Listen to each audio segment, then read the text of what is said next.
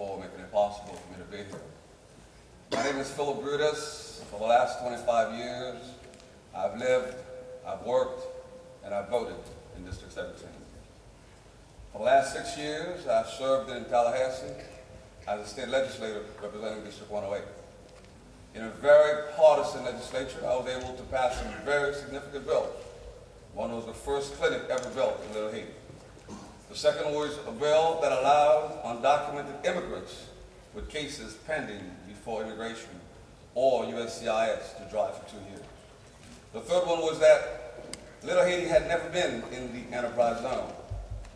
We made sure I had a bill to put it in the enterprise zone so they can get benefits that others get.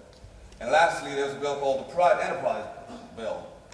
Until that time, if you're in prison, whether innocent or not, all you can do is license plates.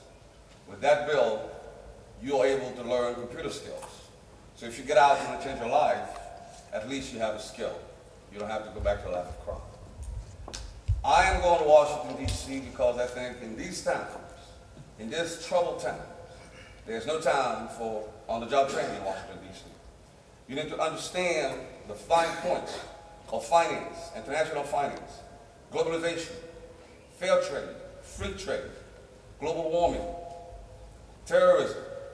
We need an exit strategy out of Iraq, and Afghanistan, and keep us safe. Lastly, we need to create jobs here, sustainable jobs, not jobs with top money that'll go away after the jobs are completed. We need to stop the violence. We need to say no to No Child Left Behind. We need to say no to vouchers. We need to say no to the same course I see the president following, because No Child Left Behind has left every child behind. I'm BRUTUS. I humbly ask for your support. Thank you very much. Thank you. First, let's remember that there's a doctrine called preemption in the law. Immigration is left to the federal government. And I suspect any judge before whom this case comes, this law is revealed. It's an invasion of the federal domain. End of story. Number two, immigrants enrich our society. We all came from somewhere. The immorality of that law lies not in the fact that the police is being diverted from their job, but for saying the fact that you exist in a state, you are committing a crime. That is immoral. Just being there, just breathing makes you illegal. That is wrong. The same for the education bill. The bulk of federal monies that goes to the school boards come from the state.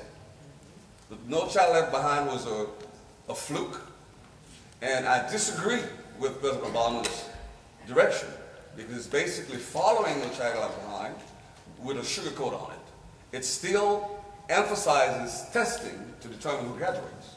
Testing is supposed to diagnose where you place a child. And the hypocrisy of it is, if you take vouchers in a private school, you don't need the FCAT to graduate.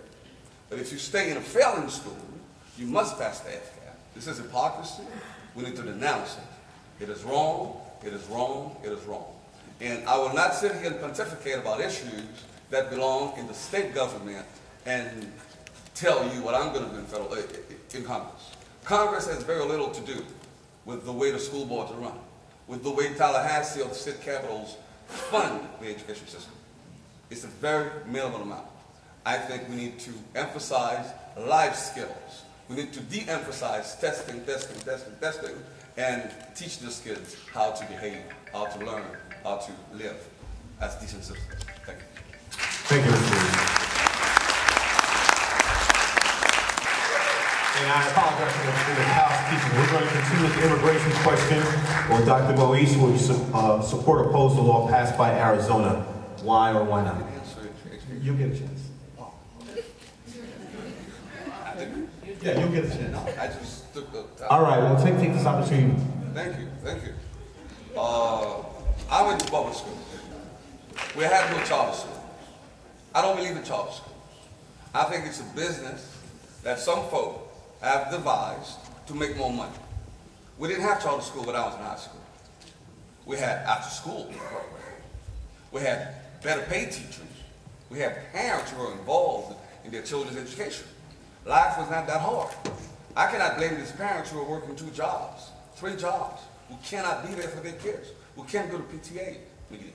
But what I can say, we are the last in teacher pay, in graduation rate, in benefits of teachers. We need to pay them more so we attract better teachers. And we need to stop this business of when a school is doing good, we take the principal out of the school and put him downtown in bureaucracy, and that school fails. If a school is working right, you keep the principal there so it can get better. I believe in public schools. I'm against vouchers. I think charter schools should be abolished.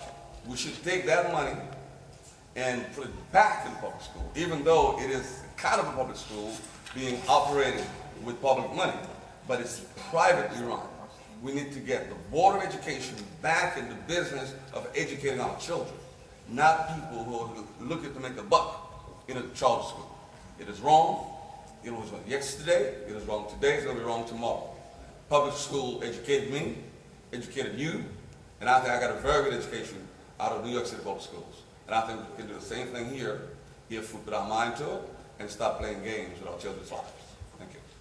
Thank you. Based on that. Let me tell you, legislation 101. You get elected, you get to know the chairs of every committee. Number 2, you get to know their staff. You be nice to them. You bring them flowers. You wish them happy birthday. You say good morning. And I tell you, when that chairman refuses to agenda your bill, you can find ways to get your bill on the agenda. That's how you bring home the bacon. All this other stuff is for the cameras, for the news media. I served in Tallahassee for 6 years. My first year, I got $2.3 million passed for a clinic in Little Haiti, doing just that. I got to know them, I talked to them, and I told them, I was not sent here to be the face of the Democratic Party. I was sent here to be the ears of those who are not here, to be their eyes, to be their mouthpiece, because they're not here. And if something makes sense, it doesn't matter if it comes from a Republican or a Democrat, I'm voting for it. I will confess I'm a politician. I will confess I served 6 years in the House, and President Obama served 6 years. If I can be a career politician like Barack Obama, I thank God for that, because he's doing us right. I'm running for District 108 because I live in District 108. I'm sorry, District 17, because I represented 108 for 6 years.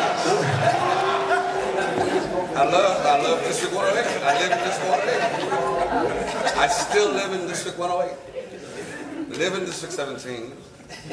I work there. I vote there. I know where the potholes are. I know where the problems are. At the end of the day, what matters is how your people feel.